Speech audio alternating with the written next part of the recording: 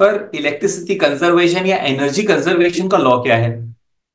Energy conservation law को जानने के लिए आप इसको सिंप्लीफाई कर सकते हो, 5 things: constitution, act, rules, regulation and codes. ये 5 चीजें आप समझ लोगे या लिख लोगे, this is energy conservation law of India. सबसे पहले कॉन्स्टिट्यूशन। सो कॉन्स्टिट्यूशन में एनर्जी कंजर्वेशन, जो मेजर एनर्जी कंजर्वेशन का पार्ट है वो सेंट्रल गवर्नमेंट के पास है। उसका रीजन ये है कि petroleum and natural gas is with central government, coal is with central government. जो इलेक्ट्रिसिटी है वो कॉन्करेंट सब्जेक्ट है, that means it is joint responsibility of central and state government. Steel is with central government. So क्या हुआ, it was but natural choice that the central government should make a energy conservation act to protect और to promote energy conservation.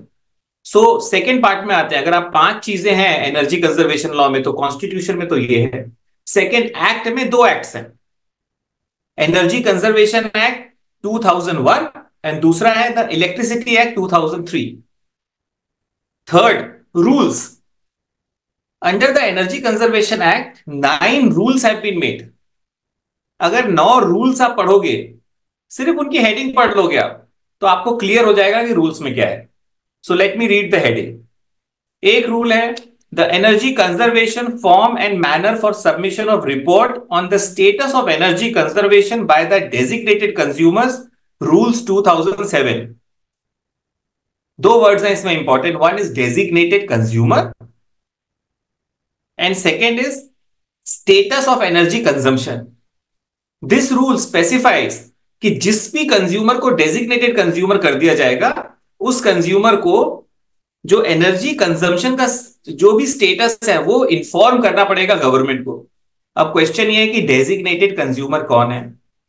Designated consumer देखने के लिए आपको energy conservation act का schedule देखना पड़ेगा।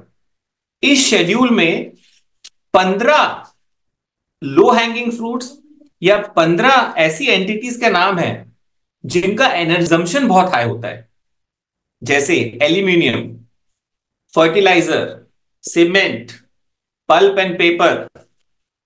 Then we come to chlor-alkali, sugar, textiles, chemicals, railways, port trust, transport sector, industries and services, petrochemical gas crackers, naphtha crackers, petroleum refineries.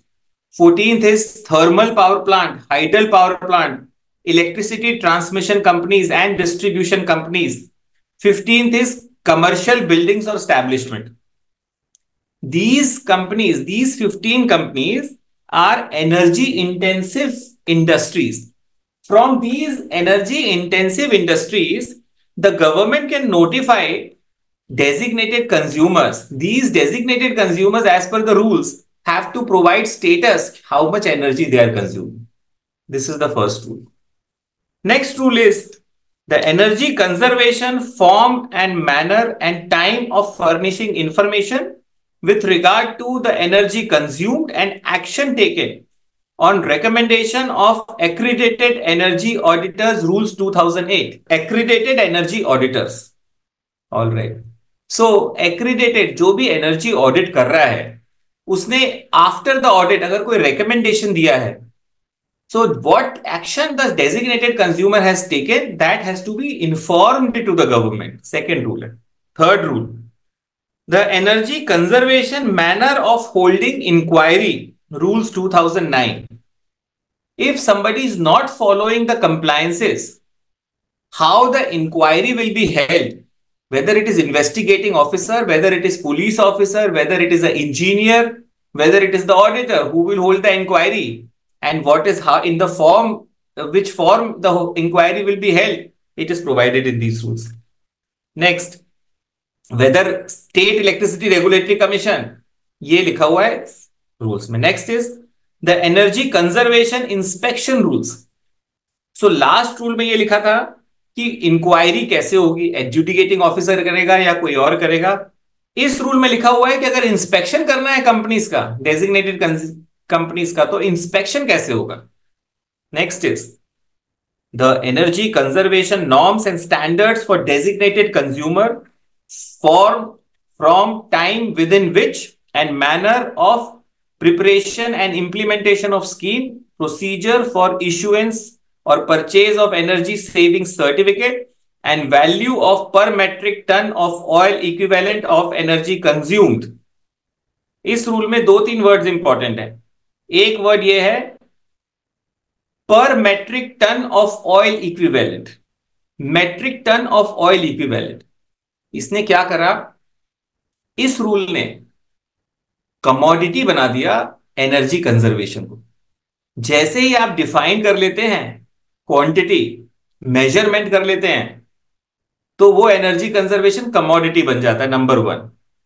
Number two, इसने ये बोला स्कीम. सो जो भी डेजिग्नेटेड कंज्यूमर्स हैं वो स्कीम्स बनाएंगे कि किस तरह से उनकी ऑयल की रिक्वायरमेंट और एनर्जी की रिक्वायरमेंट रिड्यूस करी जा सकती है. और ये पार्ट है पैट, PAT स्कीम का. PAT स्कीम क्या है, आप प्लीज लिखिए कमेंट बॉक्स में किसको पता है पैट का मतलब, और पैट क्या करता है आपके रिस्पेक्टिव स्टेट्स में, आप ये बताइए. All right.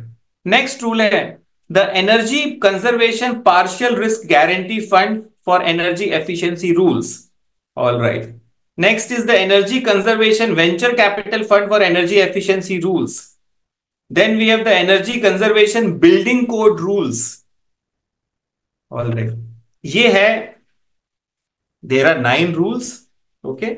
And ninth rule है the Energy Conservation Minimum Qualification for Energy Auditors and Energy Auditors Building and Energy Managers Rule. तो Energy Managers and Energy Auditors की क्या qualification होगी? This is provided in the rules 2020. Okay.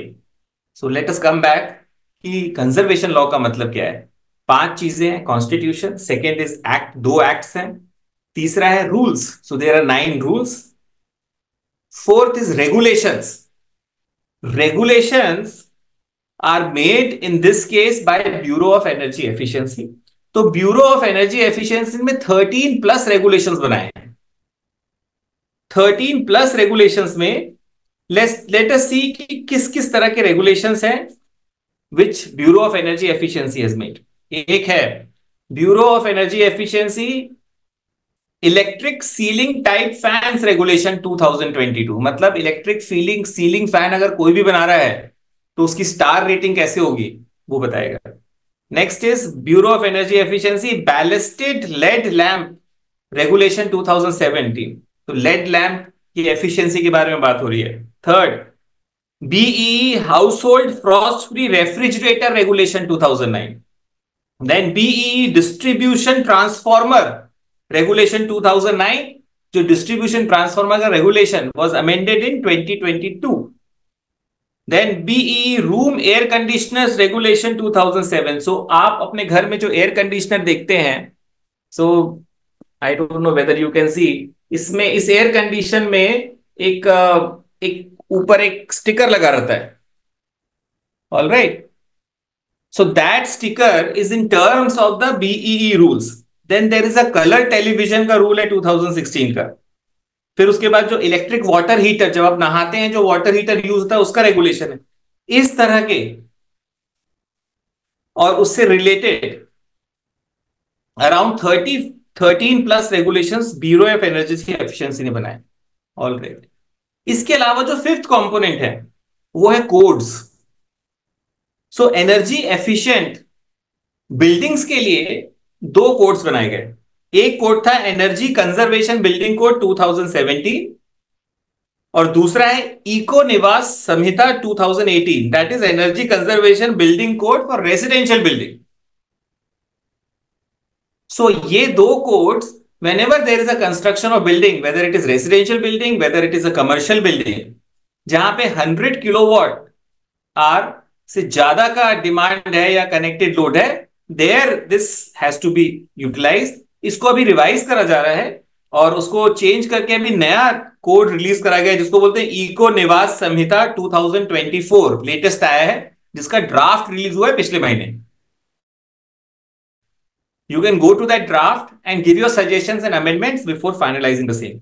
सो अब आज के बाद अगर कोई बोले कि what is energy conservation law, आप बोलोगे 5 चीजें हैं। Number 1 constitution, number 2 acts, electricity act, energy conservation act 2001, number 3 rules, so 9 rules have been made by central government.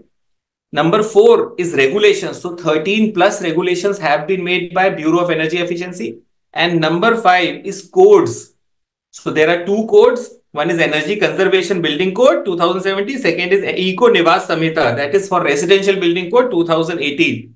These two are at amendment stage.